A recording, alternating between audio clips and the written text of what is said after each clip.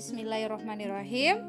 Ketemu lagi di perkuliahan struktur aljabar 2. Sebelum kita lanjut materi, jangan lupa berdoa, kemudian like, subscribe, dan komen ya di video ini.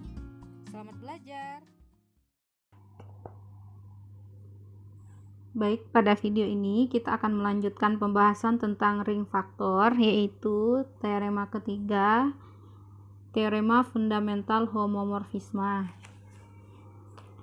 Jadi bunyi teoremanya, jika Pi dari R ke R aksen merupakan suatu homomorfisme dengan kernel N, maka pemetaan tau yaitu dari R per N ke Pi R yang didefinisikan dengan tau A plus N sama dengan Pi A untuk setiap A plus N anggota dari R per N. Pemetaan ini merupakan isomorfisme.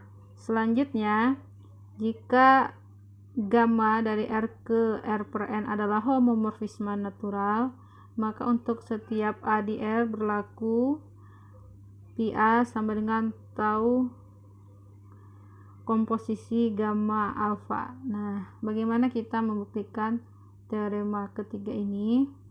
Jadi yang akan kita tunjukkan di sini adalah yang pertama menunjukkan isomorfisme dari pemetaan tau R per N ke Pi R. Oke, kita buktikan di sini. Jadi kita punya Pi tadi dari R ke R aksen itu adalah homomorfisme ring. Jadi ini home ring di mana kernel dari Pi pemetaan ini adalah N ya. Kernel itu adalah himpunan semua anggota di R yang dipetakan ke 0 di R aksen. Seperti itu. Nah, kita yang akan dibuktikan adalah pemetaan tau dari mana ke mana, yaitu dari R per N. Jadi karena ya R per N pemetaannya ke hasil pemetaan R pada homomorfisme yang pertama ini yang didefinisikan sebagai, kalau kita ambil anggota di sini A plus N ya, hasil pemetaannya adalah Pi A. Ini yang harus ditunjukkan sebagai homomorfisme. Isomorfisme ya. Untuk menunjukkan isomorfisme, maka ada beberapa yang harus kita tunjukkan. Yang pertama akan kita tunjukkan terlebih dahulu bahwa tau adalah homomorfisme ring. Karena untuk menjadi isomorfisme artinya dia adalah homomorfisme yang bersifat surjektif dan injektif. Pertama kita akan tunjukkan dia suatu homomorfisme ring. Oke. Begitu, kita ambil dua anggota ya. A plus N, B plus N, anggota dari R per N. Jadi kita ambil anggota dari himpunan domainnya. Maka untuk menunjukkan homomorfisme ring ada dua yang harus ditunjukkan ya. Pertama terhadap penjumlahan. Jadi A plus N ditambah B plus N. Nah, penjumlahan ini harus bisa mengawetkan penjumlahan. Jadi nanti harus bisa dipisah menjadi tau A plus N tambah tau B plus N. Oke, sesuai dengan definisi penjumlahan dari penjumlahan koset ya, hasilnya apa? A plus B plus N. Nah, ini adalah definisi penjumlahan dari yang atas A plus N tambah B plus N, hasilnya adalah A plus B plus N. Nah, sesuai dengan definisi pemetaannya, tahu hasil pemetaannya apa? Kalau A plus N hasilnya adalah Pi A. Maka kalau A plus B di sini, maka hasil pemetaannya adalah Pi A plus B. Nah, seperti ini. Karena Pi adalah homomorfisme, maka ini bisa dipisah menjadi Pi A plus Pi B. karena Pi-nya adalah homomorfisme. Kalau begitu, ini bisa kita tulis Pi A sebagai tau dari A plus N. Kemudian Pi B merupakan tau dari B plus N. Nah, jadi kita sudah menunjukkan terhadap penjumlahan. Sudah bisa dipisahkan. Yang tadinya adalah tau A plus N tambah B plus N, bisa dipisah menjadi tau A plus N tambah tau B plus N. Jadi homomorfisme untuk penjumlahannya sudah. Sekarang untuk perkalian. Tau dari kita kali ya. A plus N dikali B plus N. Sama caranya. Yang kita selesaikan yang dalam kurung dulu. Apa definisi perkalian koset? Jelas hasilnya adalah AB plus N ya. Ingat kembali perkalian koset. Nah, dari definisi pemetaan taunya, ini hasilnya adalah Pi AB ya. Sesuai dengan definisi pemetaannya. Nah, karena Pi-nya adalah homomorfisme ring, berarti ini bisa dipisah menjadi Pi A kali Pi B. Sama seperti tadi, Pi A merupakan tau dari A plus N dan Pi B merupakan tau dari B plus N. Nah, berarti kita sudah memisahkan terhadap operasi perkalian. Jadi terbukti bahwa, jadi kesimpulannya apa? Kesimpulannya tau adalah homomorfisme ring. Oke. Dalam teorema ini kita harus menunjukkan isomorfisme ring. Kalau sudah homomorfisme ringnya ditunjukkan, maka langkah kita yang kedua, jadi yang pertama sudah terbukti ya, bahwa taunya homomorfisme ring. Yang akan kita tunjukkan adalah bahwa pemetaan ini merupakan pemetaan yang surjektif atau pada. Jadi kita akan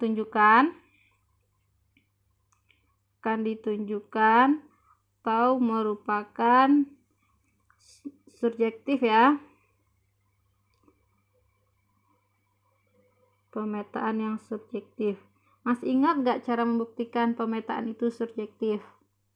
Pemetaannya tadi dari R per N ke PR. Surjektif itu artinya apa? Semua ini ya, kodomainnya merupakan rank dari pemetaan. Jadi langkah untuk membuktikan surjektif, kita ambil sembarang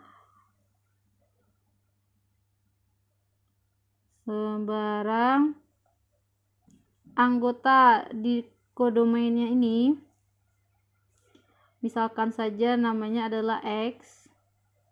Ambil sembarang X anggota PR. Akan ditunjukkan ada anggota di Rn yang dipetakan ke X. Nah, jadi kita akan cari anggota dari domain yang dipetakan ke X. Ambil sembarang X anggota PR, maka terdapat ya. Karena X anggota PR berarti terdapat suatu anggota R. Sehingga X merupakan Pi A ya. Jadi harus tahu kalau X anggota PR artinya ada anggota R yaitu A yang hasilnya merupakan sama dengan X. Nah, seperti itu. Kita dapat A sehingga X sama dengan Pi A. Nah, kita pilih ini. Pilih A plus N. Anggota R per N.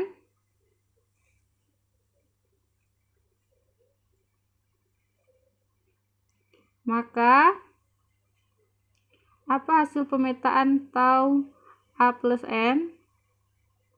Jelas sesuai dengan definisinya merupakan Pi A ya.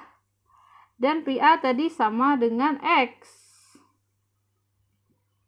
Nah, berarti kita sudah menunjukkan untuk sembarang anggota kodomain PR selalu ada anggota R per N, yaitu A plus N yang dipetakan ke X. Nah ini, jadi tau dari A plus N sama dengan Pi A sama dengan X. Nah begitu cara menunjukkan surjektif.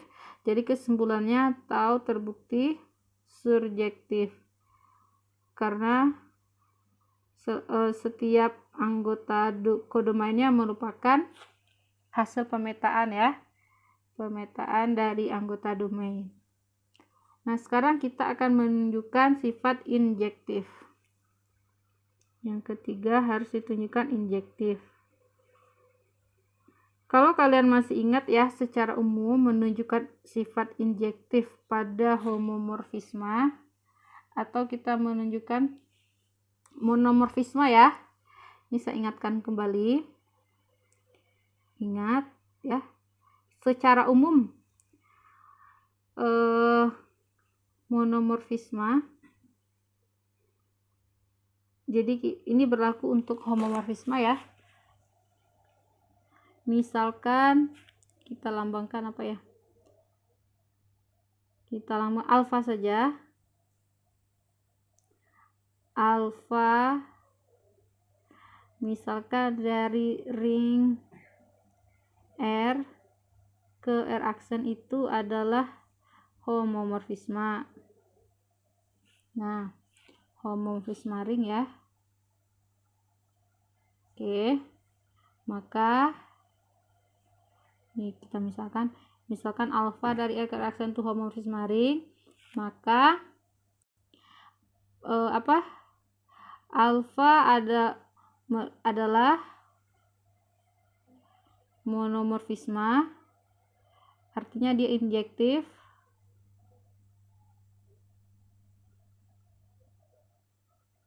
Kapan dia injektif? Jika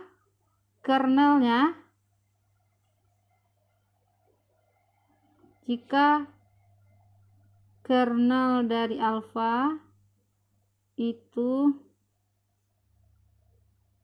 kernelnya apa? Hanyalah 0 yang ada di R. Jadi kalau kernelnya hanyalah 0, maka dia merupakan suatu monomorfisme. Kernel adalah anggota dari R yang dipetakan ke 0 di R aksen. Jadi kernel itu adalah himpunan, gitu saja ya.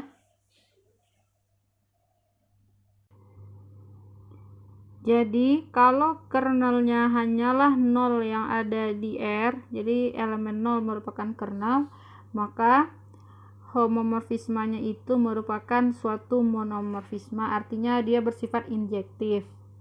Dan kalian harus ingat lagi definisi kernel apa.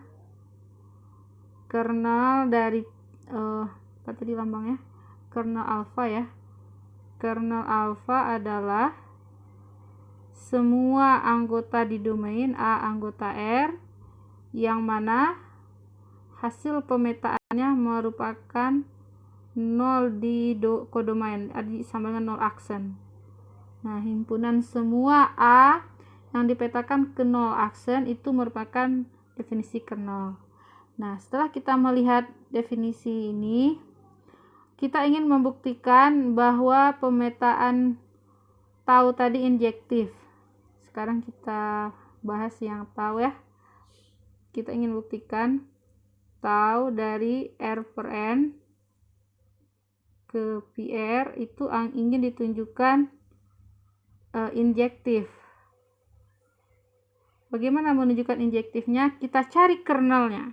Kalau seandainya kernelnya adalah elemen 0 saja, berarti dia injektif.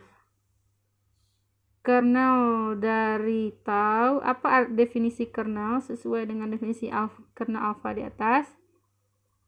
Anggota di domain. Nah, perhatikan domainnya adalah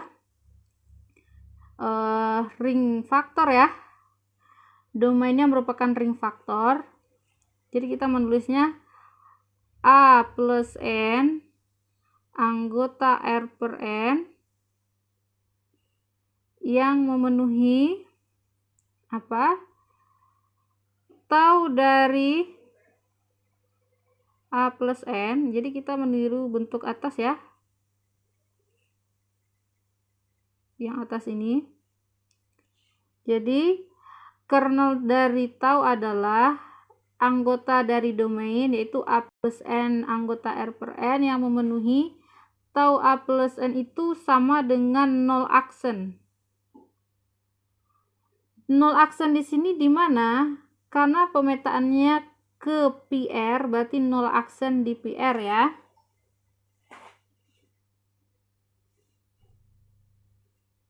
Oke, kita tutup dulu himpunannya.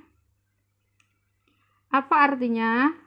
Jadi kernel dari tau adalah A plus N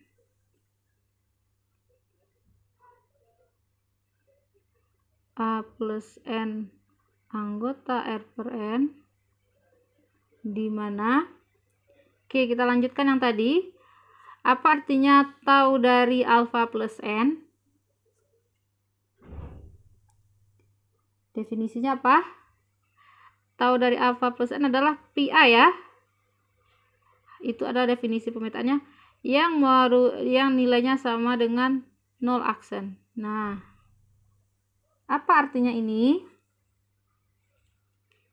Jadi A plus N anggota R per N, di mana? Oke. Apa artinya PA sama dengan 0 aksen? Kita tahu P adalah dari R ke R aksen ya. Nah, definisi dari ini PA sama dengan 0 aksen itu artinya apa?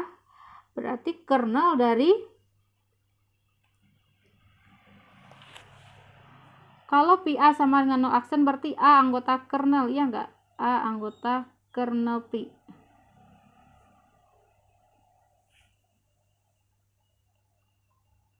Betul? Karena diketahui pada teorema ini kernel dari P adalah N ya.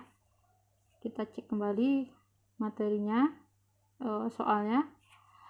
Jadi P itu adalah homomorfisme dengan kernel N, artinya kernelnya sama dengan ini N. Nah, berarti apa? Berarti yang dimaksud dalam dua kurung ini PA sama dengan 0 aksen, artinya apa? Anggota di R si A yang dipetakan ke 0. Berarti A-nya haruslah anggota kernel karena dia dipetakan ke 0. Nah, jadi kita tulis A anggota kernel. Oke. Apa artinya A anggota kernel? Berarti sama dengan, kalau A anggota kernel, kernelnya apa tadi? Kita tulis di bawahnya saja ya. A anggota kernel sama saja dengan A anggota N, ya kan? Karena kernel dari P adalah N. Jadi A anggota N. Berarti kernel tau gimana? Jadi kernel tau jadi apa? Coba kalian perhatikan. A plus N yang mana A-nya di N. Oke. Apa artinya ini? Oke, sebelum kita tulis ini, kalian pahami dulu makna dari ini. Kalau A anggota N, apa artinya A plus N? Jelas A plus N sama dengan N ya. Betul nggak? Untuk suatu ideal, kalau kita ambil anggota idealnya sendiri, A plus N pasti hasilnya sama dengan N. Ini sudah pernah disebutkan di video-video sebelumnya ya. Contoh nih. Contoh sederhananya seperti N-nya adalah 0,3. Ini sebenarnya 0 tambah N ya. Sama juga dengan 3 tambah N. Jadi kalau kita mengambil anggota dari N sendiri yaitu 3, maka 3 tambah N akan sama saja dengan N. Oke. Jadi berlaku untuk sembarang ideal, pasti kalau diambil anggota di dalam ini hasilnya akan sama. Jadi itu maksudnya.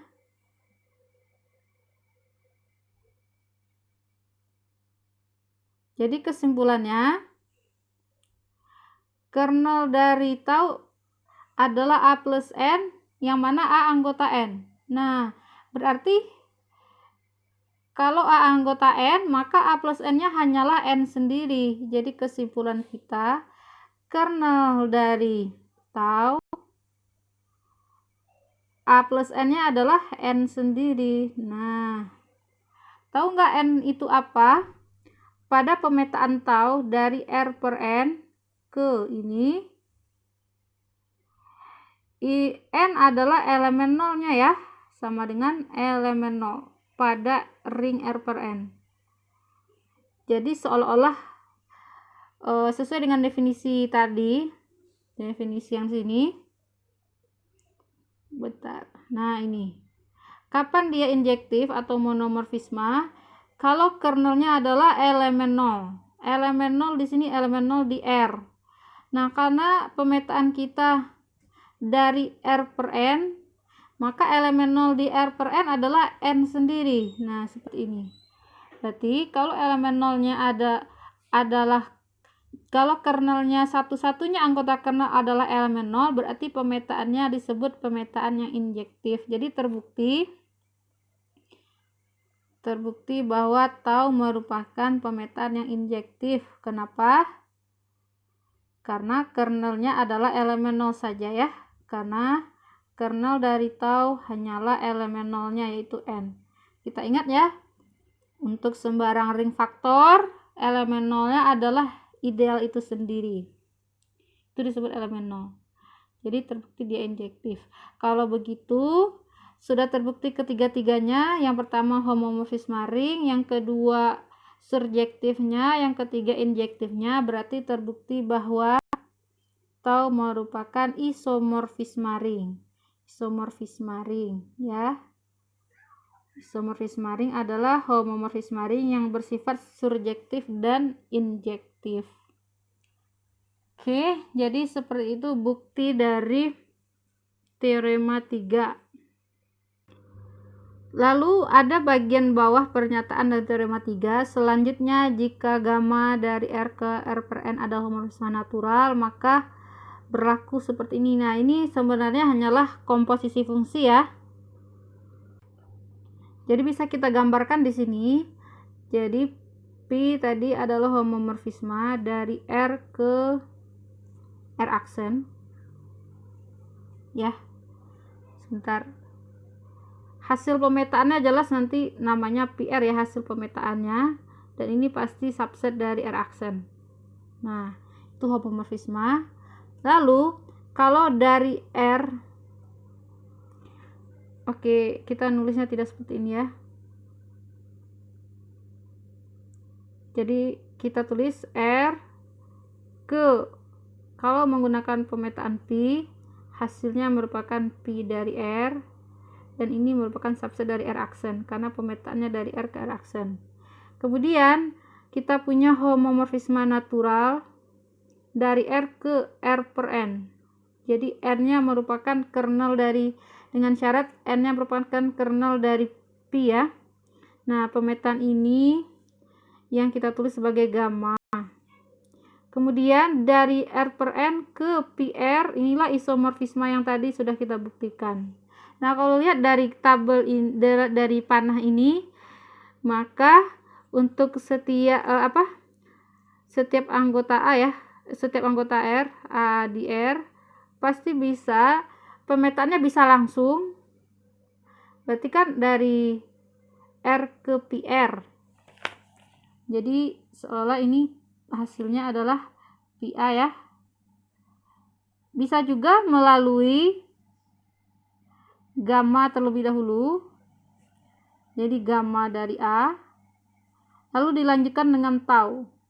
Jadi kalau kita nulis komposisi dibalik ya, jadi tau gamma. Jadi sebenarnya pernyataan itu hanyalah seperti kita menguraikan pemetaannya jadi segitiga seperti ini. Jadi komposisi fungsi. Taunya ini isomorfisme. Gamma Pi ini hanyalah homomorfisme, dan ini gamma yang ini ya, gamma ini adalah homomorfisme natural. homomorfisme natural. Natural itu artinya dari A dipetakan ke A plus N, jadi seperti itu saja. Jadi tidak perlu dibuktikan, hanya diperlihatkan seperti ini saja. Jadi pasti P, kalau kita ambil anggota dari R yang namanya A, anggota R, kalau dipetakan oleh homomorfisme P, jadi hasilnya yang ini ya, langsung. Sama juga dengan kalau kita lakukan homomorfisme natural terlebih dahulu dari R ke R per N, lalu dilanjutkan dengan isomorfisme tau. Jadi ini hanyalah komposisi fungsi, jadi tidak perlu dibuktikan. Nah, itulah teorema fundamental homomorfisme yang bisa diberikan. Jadi kita yang penting di sini adalah kita punya isomorfisme dari R per N ke PR. Oke. Selanjutnya kita akan menjelaskan tentang contoh berikut. Dari ini kita akan memanfaatkan teorema yang tadi ya. Misalkan P bilangan prima dan pemetaan dari Z ke ZP didefinisikan sebagai Pi A sama dengan R sisa pembagian A oleh R. Ya. Nah, ini kita sudah pernah coba sebelumnya ya. Pemetaan seperti ini jelas merupakan suatu homomorfisme ring. Jadi pemetaan Pi dari bilang bulat Z ke ZP, P-nya bilang prima ya. Ini merupakan homomorfisme ring. Jadi seolah-olah bilang bulat A dipetakan ke A modulo P ya. Jadi hasil pemetaannya A modulo P. Jadi sisa pembagian dengan P. Nah, pemetaan seperti ini merupakan homomorfisme. Apa kernelnya? Kernelnya akan sama dengan PZ. Kernel dari Pi sama dengan PZ. Kenapa? PZ artinya kan himpunan kelipatan P ya. Kalau kelipatan P, pastinya modulo P sama dengan apa? Sama dengan 0 ya. Benar nggak? Kalau kita ambil anggota dari PZ, berarti kan kelipatan dari P. Apa nilainya kalau dijadikan modulo P? Modulo P kan artinya sisa pembagiannya dengan P, karena dia merupakan kelipatan P, jelas sisanya tidak ada ya, atau sisanya 0. Nah, jadi itu merupakan kernel. Kernel itu yang dipetakan ke 0. Seperti itu maksudnya. Nah, berarti kita punya kernelnya PZ. Dengan menggunakan teorema tadi. Oke. Jadi ini adalah penggunaan teorema fundamental tadi. Kita punya Z ke ZP suatu homomorfisme ring. Oke. Kernelnya dicari dulu. Kalau di teorema tadi kan kernelnya N. Sekarang kernelnya merupakan PZ. Tahu alasannya tadi ya? Karena kalau kita ambil anggota PZ kelipatan P, pastinya modulo P hasilnya bakalan jadi 0.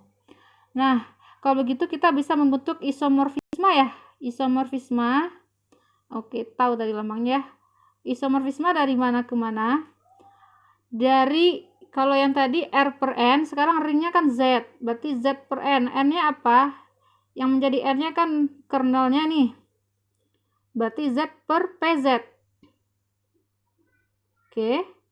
Dipetakan ke, kalau di teorema tadi namanya PR. Hasil pemetaannya, kita lihat pemetaan Pi ini merupakan pemetaan yang pada atau surjektif. Berarti hasil pemetaannya pasti ZP sendiri. Ya. Jadi kita menggunakan teorema sebelumnya, tapi kita aplikasikan pada pada contoh ini. Atau kita ulang lagi ya. Kita buat kesamaannya di sini. Kalau di teorema tadi Pi-nya dari R ke R aksen. Terus isomorfismanya adalah dengan kernel ya. Nama kernelnya adalah N. Kernel dari Pi adalah N.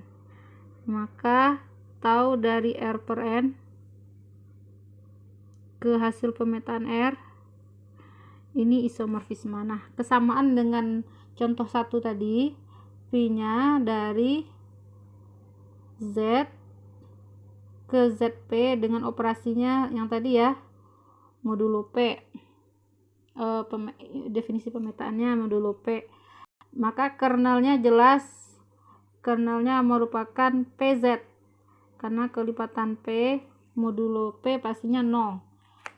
Berarti kita bisa membentuk isomorfisme dari R per N. Nah, R-nya yang mana di sini? R-nya adalah Z. Kita tulis di sini Z per N-nya adalah PZ. Nah, isomorfik dengan apa? Isomorfiknya dengan PR. Yang ini. Kalau kalian perhatikan, pada pemetaan ini, PR-nya apa? Jelas pemetaannya adalah surjektif. Jadi PR-nya sama dengan kodomainnya sendiri. Semuanya menjadi rank-nya gitu. Di ZP. Maka langsung kita tulis di sini ZP. Nah, jadi tau ini ternyata adalah isomorfisme ring ya, berdasarkan teorema yang tadi. Isomorfisme. Artinya apa? Z per PZ isomorfik dengan ZP. Nah, seperti itu aja penjelasannya. Jadi dia isomorfis atau isomorfik ya, PZ. Jadi Z per PZ isomorfik dengan ZP. Oke. Kalau isomorfik atau isomorfis apa artinya? Kita perhatikan. Oke. ZP isomorfis dengan Z per PZ. Nah, keistimewaan dari isomorfis ini, kita bisa melihat strukturnya. Karena ZP, kita tahu ZP adalah field ya. Kalau ZP adalah field, maka Z per PZ juga merupakan juga field. Jadi kalau kita punya suatu isomorfisme dari suatu ring ke ring yang lain, maka strukturnya sama begitu ya. Kalau ZP-nya field, maka Z per PZ juga field. Nah, ya seperti itu kira-kira. Ini sebenarnya bisa dibuktikan bahwa Z per PZ itu suatu field. Masih ingat field ya? Ring komutatif dengan elemen satuan yang setiap elemen tak nolnya punya inverse terhadap perkalian. Nanti akan ada di materi berikutnya, juga akan dijelaskan lagi. Seperti itu. Jadi yang contoh 1 sudah dijelaskan. Sekarang kita lanjut ke contoh 2. Pada video ring bagian 1 sudah dijelaskan ya. Kalau misalkan N adalah ideal dari Z6 yaitu 0,3, itu sebagai ideal dari Z6, maka ring faktornya adalah ada 3 isi di dalamnya, 0 plus N, 1 plus N, dan 2 plus N. Maka kalau kita buat pemetaan bijektif ya, 1, 1 dan pada antara Z6 per N dengan Z3, nah ini 2 maksudnya, yaitu 0 plus N dipasangkan dengan 0, 1 plus N dipasangkan dengan 1, 2 plus N dipasangkan dengan 2, maka Z6 per N ini isomorfis dengan Z3. Jadi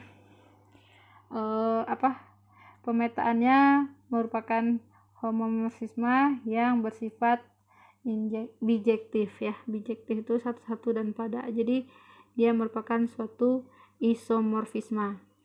Dari mana kita bisa melihatnya? Ya, tentunya harus ditunjukkan pemetaannya apa? Homomorfisme. Kalau penjumlahnya bisa dipisahkan. Perkaliannya juga begitu. Kalau untuk dilihat bijektifnya sudah terlihat ya.